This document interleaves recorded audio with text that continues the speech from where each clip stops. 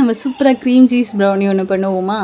அதுக்கு நான் இன்றைக்கி வந்து டார்க் சாக்லேட் தான் நான் எப்போயும் எடுப்பேன். ஆனால் இப்போ வந்து நான் மில்க் சாக்லேட் எடுத்துருக்கேன். மில்க் சாக்லேட்டும் அது கூட பட்டரையும் வந்து மெல்ட் பண்ணிவிட்டு ரெண்டும் நல்லா கட்டி இல்லாமல் வந்து நல்லா மிக்ஸ் பண்ணி விட்டுருங்க. மிக்ஸ் பண்ணி விட்டுட்டு இந்த சமயத்தில் நம்ம ஓடிஜியை வந்து ப்ரீ ஹீட் போட்டு வச்சுக்கலாம். ஒரே ஒரு முட்டை எடுத்திருக்கேன். அது கூடவே நான் என்ன பண்ணியிருக்கேன்னா கொஞ்சமாக வெனிலா எசன்ஸும் சேர்த்துக்கிறேன். அதுக்கப்புறம் வந்து மைதா, கொக்கோ பவுடர், கொஞ்சமாக உப்பு, இதை வந்து நல்லா சளிச்சு கலந்து வச்சுக்கலாம். அதுக்கப்புறமா வந்து சர்க்கரை, நாட்டு சர்க்கரை இல்லாமல் நான் ப்ரௌனி பண்ணவே மாட்டேன். அந்த ஒயிட் சுகரில் ப்ரௌனி பண்ணுறதுலாம் கண்டிப்பாக எனக்கு பிடிக்கவே பிடிக்காதுங்க. அதை நான் உண்மையாக குப்பியில் தான் போடுவேன். ப்ரௌன் சுகர் போட்டு பண்ணும்போது அந்த ப்ரௌனிக்கான டேஸ்ட்டு செம்மையாக இருக்கும். அப்புறம் நான் என்ன பண்ணுறேன்னா முட்டை, அது கூட வெனிலா எசன்ஸ் போட்டுட்டு சர்க்கரையை போட்டு நல்லா வந்து பீட் பண்ணிக்கிறேன். ரொம்ப நேரம் பீட் பண்ணணும்னு அவசியம் கிடையாது. சர்க்கரை ஓரளவுக்கு கரைஞ்சாலே போதும். ஏன்னா சர்க்கரை கரையாமல் இருந்துச்சுன்னு வச்சுக்கோங்களேன், அதில் வந்து அந்த கீழே தங்கிட்டு ப்ரௌனிலாம் ஒட்டிக்கும், நம்மளோட பார்ச்மெண்ட் பேப்பர்லேயே வந்து ஒட்டிக்கும். அதனால் ஓரளவுக்கு சர்க்கரை கரையிற அளவுக்கு நம்ம பீட் பண்ணிக்கிட்டாலே போதும். நல்லா பீட் பண்ண பின்னாடி இது கூட நம்ம கலந்து வச்சுருந்தோம்ல மைதா, கொக்கோ பவுட்ரு, அதை வந்து நல்லா வந்து கட் அண்ட் ஃபோல்ட் மெத்தடில் வந்து நம்ம நல்லா வந்து கலந்துக்கலாம்.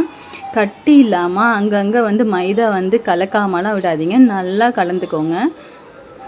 இது கலந்துக்கிட்ட பின்னாடி நம்ம வந்து பட்டர் சாக்லேட் மெல்ட் பண்ணி வச்சுருந்தோம்ல அதையை வந்து ஊற்றிடலாம்.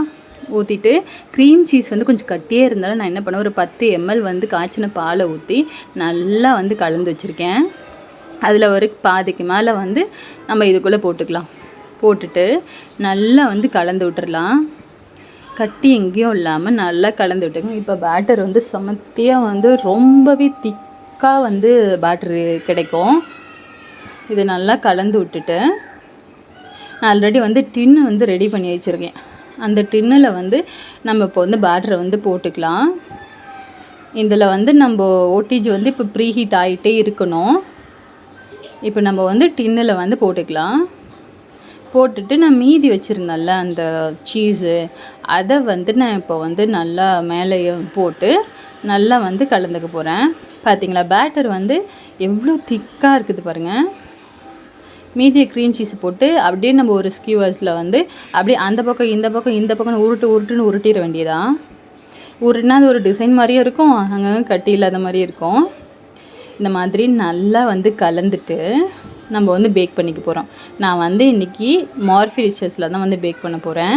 பேக் மோடில் 35 மினிட்ஸில் 180 டிகிரி செல்சியஸில் நான் வந்து பேக் பண்ண போகிறேன். நான் பேக் பண்ணி எடுக்கிறதுக்குள்ளேயே என் தம்பி கேக் வேணும்னு சொல்லிட்டே இருந்தானா, அதனால் நான் என்ன பண்ணிட்டேன்னா பேக் பண்ணி எடுத்த உடனே வந்து நான் டீமோல்ட் பண்ணி அப்படியே சூடாக கட் பண்ண போகிறேன். கையே பற்றிக்குது, ஏன்னா அவன் விட மாட்டாங்க கட் பண்ணுற வரைக்கும். அதனால் வந்து நான் வெயிட் பண்ண மாட்டான்.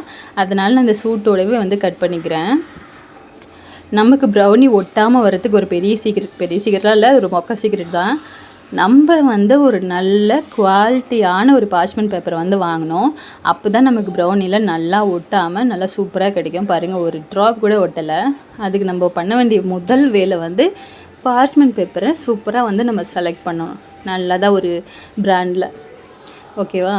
அங்கே பாருங்கள், அவன் கட் பண்ணும்போது குடுன்னு கேட்டுக்கிட்டே இருந்தான். இது பார்த்திங்கன்னா ஒரு 260 கிராம் வந்து வரும் பாருங்கள். அந்த ப்ரௌனியில் பாதையை வந்து பிடிங்கிட்டு ஓடி போயிட்டான்.